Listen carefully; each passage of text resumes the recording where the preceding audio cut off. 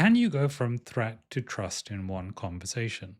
It's something I've been playing with for a long time now. How can I turn a conversation and turn it around, maybe do like a 180? How can I U-turn a conversation where things are getting heated?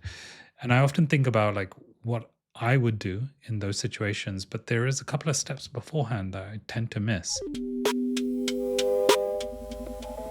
Usually, when things are heated, you want to have a plan. You want to have a structure in your approach. You don't want to just wing it. So there's two parts to today's video.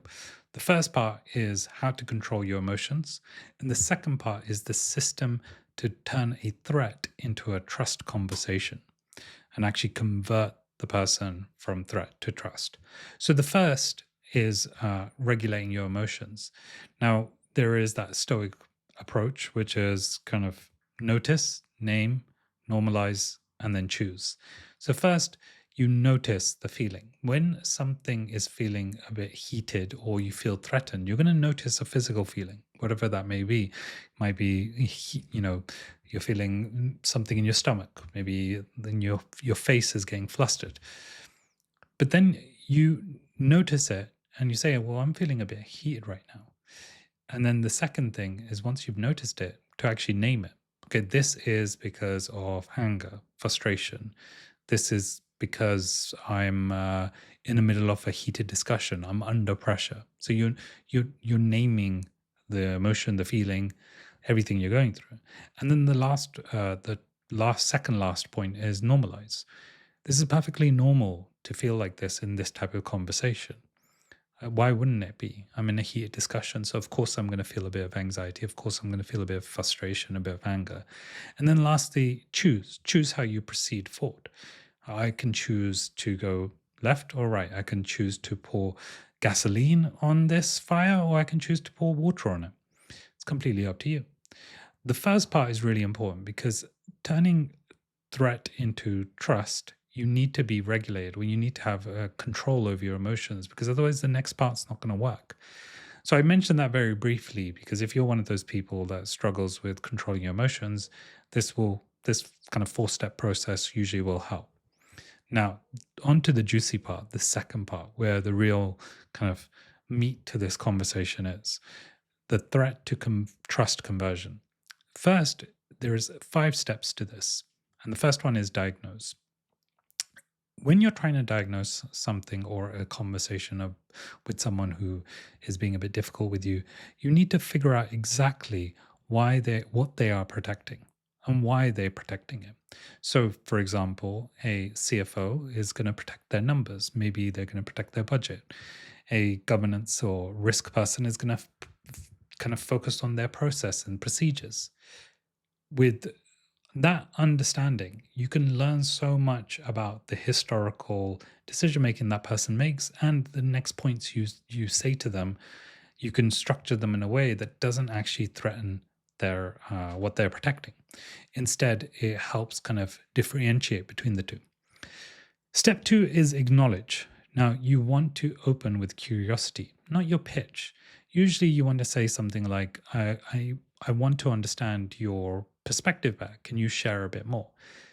Acknowledging their thoughts and saying to someone who is kind of being a bit frustrated or is kind of feeling a bit threatened by you can help the conversation dramatically. So I want to understand your perspective better is an opening. It's a door opening. You're kind of inviting them in to share their perspective. Everybody feels more heard and listened to when they get a chance to speak, right? The third step is naming it explicitly. I suspect this problem, this kind of exposes your team's workload. Maybe is that true? How you structured that part is not as important. It's more just being able to name it. I suspect or I assume, it doesn't really matter how you say it or what you say, but it's more about just identifying that there is a reason and you're naming that reason out loud for them to hear. So I suspect your budget will get affected. I suspect your team's workload will get affected. I suspect that this is going to delay your projects. Whatever it may be, When you name it out after you've already acknowledged them, you're giving them even more room to be heard. Now, step 4 is the important one. You need to remove and reduce. You need to adjust implementation to make their threat disappear. So typically, when they've named their threat, when they've named what they're protecting, you can say something like, what if we phase this to a 3-month plan? Or what if we do A/B testing?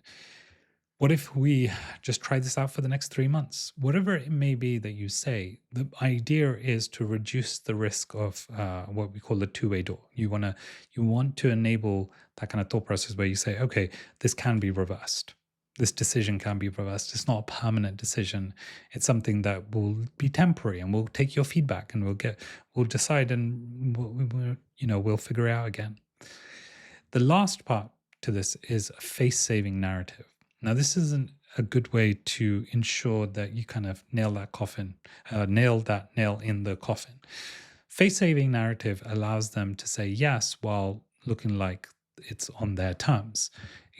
You've protected this, you've pushed back on this, you've done your due diligence on this. I'd like you to I'd like to share this with the wider team and explain that, this is part of your due diligence, and that you're essentially just kind of letting them take credit publicly for the decision that's been made in the conversation.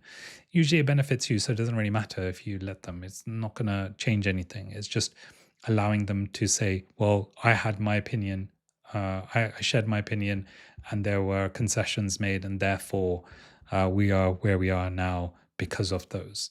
So you're essentially allowing them to kind of save their face, hence face-saving narrative. Now, that's an important one as well, because people don't like to feel like they've lost. They don't want to show people they've lost either. So if you do those in order, diagnose, acknowledge, name explicitly, remove and reduce, and the face-saving narrative, you usually go from someone who's feeling a bit threatened or not really engaging with you, maybe they're being a bit protective, to them trusting you significantly more. As I said, best thing to do before this is, though, to control your own emotions. And that's why I say, if you're feeling triggered, you go down the route of notice, name, normalize, and then choose how you proceed, and then move on to the 5-step framework I've just explained: diagnose, acknowledge, name explicitly, remove, reduce, and face-saving narrative. So hopefully that was helpful. If you enjoyed that, and if you want more advice like that, click the subscribe button, and we'll see you in the next video.